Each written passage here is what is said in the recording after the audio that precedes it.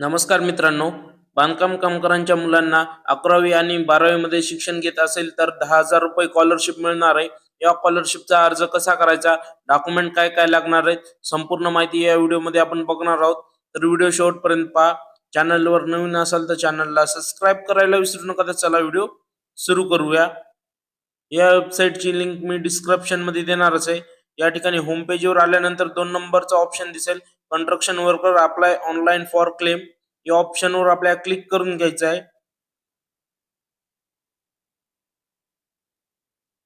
त्यानंतर select action, त्यानंतर new claim. या ठिकाणी आपल्याला रजिस्ट्रेशन नंबर टाकून घ्यायचा आहे, म्हणजेच आपल्याला बांधकाम कामगार नोंदणी क्रमांक टाकायचा आहे, जो की MH पासून सुरू होतो. मी टाकून घेतो. नोंदणी क्रमांक टाकल्यानंतर या ठिकाणी आपल्याला काही टिक करण्याची आवश्यकता नाहीये. डायरेक्ट आपल्याला प्रोसीड टू फॉर्म या ऑप्शनवर आपल्याला क्लिक करायचं आहे.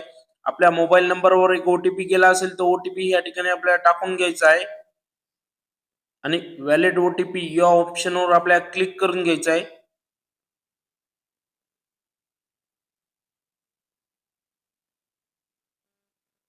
आपली संपूर्ण प्रोफाईल ओपन झालेली आहे. तुम्ही पाहू शकता. रजिस्ट्रेशन डेट, त्यानंतर रिन्युअल डेट, त्यानंतर रजिस्ट्रेशन नंबर, आधार नंबर, ज्यांचं लेबर कार्ड आहे त्यांचं संपूर्ण नाव, फर्स्ट नेम, मिडल नेम आणि लास्ट नेम, त्यानंतर मोबाईल नंबर, जेंडर, त्यानंतर मॅरेज स्टेटस, संपूर्ण माहिती शो होईल. इथे काहीही भरण्याची आवश्यकता नाही आहे. मी स्क्रोल करून घेतो. त्यानंतर डेट ऑफ बर्थ आणि एज, त्यानंतर ज्यांचं लेबर कार्ड आहे त्यांची आपल्याला बँक डिटेल द्यायची आहे. यापूर्वी जर तुम्ही फॉर्म भरला असेल तर या ठिकाणी काही डिटेल देण्याची आवश्यकता नाही. ऑटोमॅटिकली माझी बँक डिटेल आलेली आहे.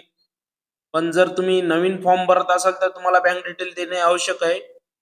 बँक डिटेल देताना ह्या ठिकाणी आपल्याला आयएफएससी कोड टाकायचा आहे बँकेचा. बँकेचा आयएफएससी कोड टाकल्यानंतर बँकेचे नाव, बँकेची शाखा आणि बँकेचा पत्ता ऑटोमॅटिकली येऊन जाईल. त्यानंतर अकाउंट नंबर टाकायचा आहे आणि परत आपल्याला कन्फर्म अकाउंट नंबर टाकून घ्यायचा आहे. मी यापूर्वी क्लेम केला होता म्हणून माझी बँक डिटेल ऑलरेडी आलेली आहे. त्यानंतर सेंटर, म्हणजेच आपल्याला बांधकाम कामगार सुविधा केंद्र निवडून घ्यायचे आहे. याच केंद्रावर आपल्याला व्हेरिफिकेशन साठी जायचं आहे. पुढे जी आपण तारीख सिलेक्ट करणार आहोत त्या तारखेला मी सिलेक्ट करून घेतो. त्यानंतर स्कीम कॅटेगरी, या ठिकाणी आपल्याला 4 योजना आहेत: शैक्षणिक कल्याण योजना, आरोग्य कल्याण योजना, आर्थिक कल्याण योजना आणि सामाजिक कल्याण योजना. आपली शैक्षणिक आहे म्हणून मी शैक्षणिक कल्याण योजना सिलेक्ट करून घेतो. त्यानंतर स्कीम, स्कीम मध्ये आपल्याला E03 ही स्कीम सिलेक्ट करून घ्यायची आहे 11वी आणि 12वी साठी. मी सिलेक्ट करून घेतो. त्यानंतर स्टुडंट सरळ ID, मी स्क्रोल करतो. स्टुडंट सरळ ID ही कॉलेजमधून मिळते. त्यालाच आपण पिन ID सुद्धा म्हणतो, जो की 11 अंकी असतो. त्यानंतर मी टाकून घेतो आणि सर्च या ऑप्शनवर क्लिक करतो. या ठिकाणी आपल्या मुलाची संपूर्ण डिटेल आलेली आहे. संपूर्ण नाव आलेलं आहे. त्यानंतर स्टुडंट ID, त्यानंतर स्कूल कोड, त्यानंतर school name, address, taluka, district, principal mobile number, gender, student ID, mother's name आणि डेट ऑफ बर्थ. जेवढी डिटेल आपली शाळेमध्ये आहे तेवढीच डिटेल या ठिकाणी आलेली आहे. त्यानंतर आपल्या मुलाचं नाव सिलेक्ट करून घ्यायचं आहे. मुलाचा आधार नंबर ऑटोमॅटिकली येऊन जाईल. इथे काही भरण्याची आवश्यकता नाहीये. त्यानंतर कॉलेज डिटेल मी स्क्रोल करून घेतो. जी बोनाफाईडवर डिटेल आहे तीच या ठिकाणी आपल्याला टाकून घ्यायची आहे. मी कॉलेजचं नाव टाकून घेतो.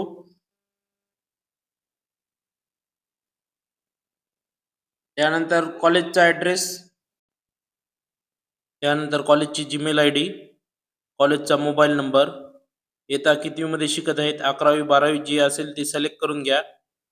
एज्युकेशन मंडळ ऑप्शनल आहे, नाही भरलं तरी चालेल. त्यानंतर ॲडमिशन डेट टाकून घ्यायची आहे. मी संपूर्ण काही टाकून घेतो. त्यानंतर डॉक्युमेंटची साईज ही 2 MB पेक्षा कमी असली पाहिजे. तुम्ही JPG PDF दोन्ही स्वरूपात तुम्ही अपलोड करू शकता. मी स्क्रोल करून घेतो. आपल्याला ह्या ठिकाणी पहिला डॉक्युमेंट आहे बोनाफाईड, चालू वर्षाचा बोनाफाईड अपलोड करून घ्यायचा आहे. मी अपलोड करून घेतो.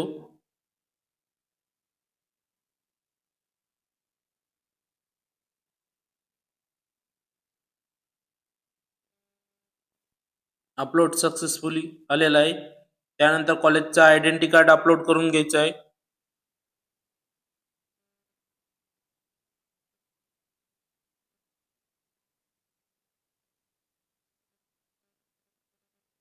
त्यानंतर आपल्या मुलाचं आधार कार्ड अपलोड करून घ्यायचं आहे.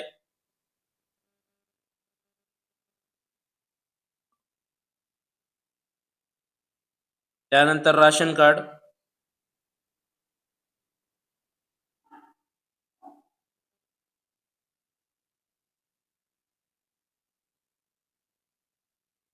त्यानंतर शैक्षणिक घोषणापत्र, याची लिंक मी डिस्क्रिप्शन मध्ये देणारच आहे. मी थोडक्यात तुम्हाला दाखवतो. या स्वरूपात आपलं शैक्षणिक घोषणापत्र असणार आहे. याची लिंक मी डिस्क्रिप्शन मध्ये देणारच आहे. सर्वप्रथम आपलं ज्यांचं लेबर कार्ड आहे त्यांचं संपूर्ण नाव टाकून घ्यायचं आहे.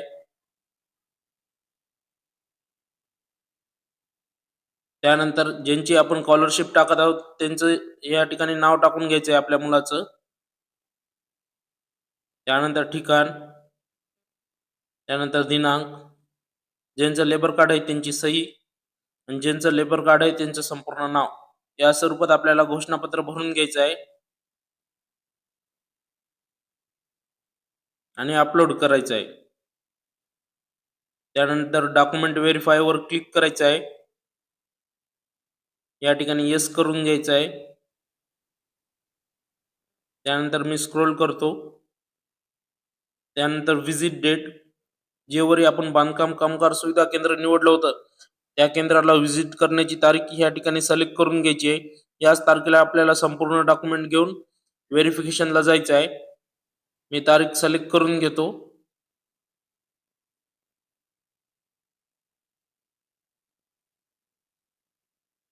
त्यानंतर ह्या ठिकाणी टिक करायचं आहे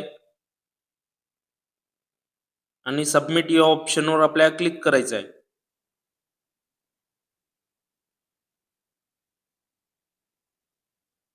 आपला फॉर्म सक्सेसफुली सेव्ह झालेला आहे.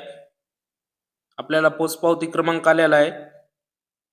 त्यानंतर ओके ऑप्शनवर आपल्याला क्लिक करायचं आहे. परत आपल्याला प्रिंट अपॉइंटमेंट लेटर या ऑप्शनवर क्लिक करून घ्यायचं आहे. या ठिकाणी योजना पाहू शकता E03 आणि लाभाची रक्कम ही 10,000 रुपये आहे. आपण जी तारीख सिलेक्ट केली होती त्या तारखेला हे लेटर, बोनाफाईड, आयडेंटिटी कार्ड, आधार कार्ड, राशन कार्ड आणि घोषणापत्र एवढे डॉक्युमेंट घेऊन जायचे आहे. आणि ज्यांचं लेबर कार्ड होतं त्यांचं पासबुक घेऊन जायचं आहे. काही व्हेरिफिकेशन झाल्यानंतर काही दिवसातच आपले पैसे अकाउंटला पडतील. तर धन्यवाद मित्रांनो. व्हिडिओ आवडला असेल तर नक्की सबस्क्राईब करा. जय हिंद, जय महाराष्ट्र.